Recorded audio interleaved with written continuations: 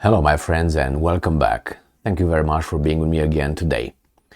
You know, there were certain countries that tried to implicate themselves into the peace process, or at least to start some negotiations somehow between the Russians and the Ukrainians. Actually, they should start between the West and the Russians, but hey, that's how the story goes.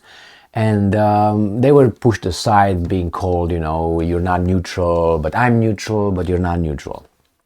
In this case, South Africa seems to try to play a more important international role, which is going to try to discuss a peace plan with the Ukrainians and the Russians. And this mission, African mission, is, how should I put it, is accepted to come and visit Kiev and Moscow. I have this little article from Reuters and see what they are telling us about South African President Cyril Ramaphosa. All right, so let's see. This article comes from today, May 16, 2023. Russia, Ukraine to receive African mission on potential peace plan, Pretoria says. Ramaphosa right here, the president. So Cape Town, South African President Cyril Ramaphosa said on Tuesday, today, that Russian President Vladimir Putin and Ukraine's Volodymyr Zelensky had agreed to meet a group of African leaders to discuss a potential peace plan for the conflict. Details of the plan have not been publicly divulged, although Ukraine's stated position for any peace deal is that all Russian troops must withdraw from its territory. And I'm quoting, "My discussions with the two leaders demonstrated that they are both ready to receive the African leaders and to have discussion on how this conflict can be brought to an end," end quote. Ramaphosa told a joint press briefing with the Singaporean Prime Minister in Cape Town, and I'm quoting, whether that will succeed or not is going to depend on the discussions that will be held, he said. That's very, very good.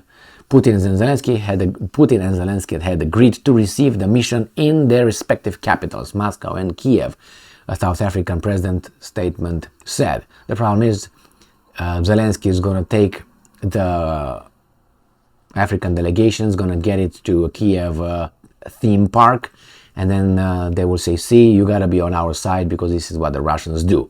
The Russians will not do that. They will not get the delegation to, I don't know, the Luhansk or Donetsk to show them anything over there, because that's diplomacy. That's not begging and building guilt to anybody else and then try to say, okay, now you owe me something. I don't owe you shit. Anyway, the peace plan is also backed by African leaders of Senegal, Uganda, Egypt, and Republic of Congo, and Zambia. Ramaphosa said the United States and Britain has expressed cautious, of course, they don't want anybody to get in there, support for the plan, and the UN Secretary General had also been briefed about the initiative. Well, these guys are the ones right here. Once these guys say stop, then Ramaphosa is going to, and these guys from Senegal, Uganda, Egypt, and Congo, Zambia will have success. Russia invaded Ukraine, blah, blah, blah, blah, blah, blah. Last week, rejected claims by US. Yes, they tried to say here that a few days ago, I think it was 2 days ago, so 3 days ago, maybe 4.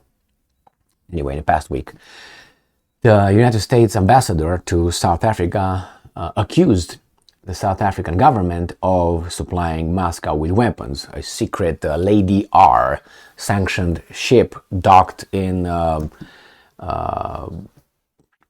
Cape Town, I think it was. Cape Town, it's a military base over there, and supposedly was loaded in December, year 1923 or something, with weapons for Russia. Poor Russians. And then they claim they have the information and so on. So now they try to destroy actually the South Africans authority, not authority, so they cannot be involved in this reputation. That's the word I've been waiting for. They try to diminish or say, hey, you can't be a negotiator or mediator because you are on that side, which is Russia's side. And I just made a video a minute ago before this one where a South African general right now visits Moscow, his counterpart over there, and they discuss military cooperation and training camps for the South African military in Russia and all that. So, I think South Africa is really on Russia's side, but it's not like, hey, I'm here right now. It's not going to happen. I'm guessing this. People will be nice, going to invite you, see here, talk to you. Yes, come over here. See, this is destruction here, the evil Russians. Pay me money. Don't be with them. Be with me. Let's them. So that's what's going to be over there. That's going to be over the other side. And then they will come back and they will say, no, we don't think we are neutral. And since you're not neutral and all that, you don't understand and you can't be. Not like us. As I said many times before, and unfortunately for him, Borrell, from Borrell, what's his name? What's his first name? Doesn't really matter. The counterpart of, let's say, the foreign minister of Russia would be Borrell of European Union. He said about a week ago that if the West will stop sending weapons to Ukraine, Ukraine will negotiate for peace or collapse in 2 days or something like that. Which is same. It's obvious. That tells you who's over there, who's in charge. I mean, if you stop the weapons, those guys are done. So the same, those guys, if they don't decide these guys to, okay, we'll let you go in. They're not going to let them go in. I'm talking about the delegation to negotiate, to really start the process of ending. The Ukrainian weasel over there said, oh no, I'm not going to negotiate with the criminal Putin. What do you think he's going to do? He's going to come and show up and say, arrest me or something? Are you? These are preconditions that are a deal breaker, or not even breaker, beginning of a deal. They can't make a deal like that. I'm not talking to you because you have a fat ass or something. Things that I don't like how the way your collar looks. You can't. I mean, you want to do this, you're gonna end up like you ended up. Like, for instance, a good example is Poland. Before September 1st, 1939. They negotiated with the German delegations on so many occasions, but they didn't want to negotiate about Danzig or Gdansk. They just showed up over there, they talked, and they were just postponing, yeah.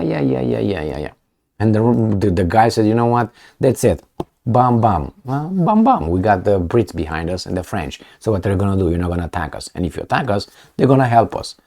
They attacked, hey, come over. And then the Soviets attacked. And somehow the Brits and the French missed that one and they declared the war only against the capitalist Germans, but not the communist Soviets. Interesting, just to put it that way. And then they allied with them. They were allies during the Second World War with Stalin. Now you can say that guy was a criminal, but what was the other one? I mean, please. And you're the force of good. So anyway, good that these guys are trying, but they will solve zero. Good job. I like it that South Africa, though, it's poking the Americans. Or not poking. It seems to me that they are conducting an independent foreign policy. And I'm always for it, because that tells me independence. You are military independent, you are economically independent, but we'll see. Always, regime change occur from spontaneous demonstrations, mostly peaceful demonstration. Yeah, with how's that called? Neckling? Is that what it used to be in that area? I think with those tires. You know what I'm talking about? Yeah. If you don't know, look about farmers. And when you see farmers, not farmers, it was not about farmers, but it was neckling, I think, with the tires. That's how some people used to do to other people. But anyway, thank you very much for being with me again today. Stay strong, stay smart. Look for the truth and be just.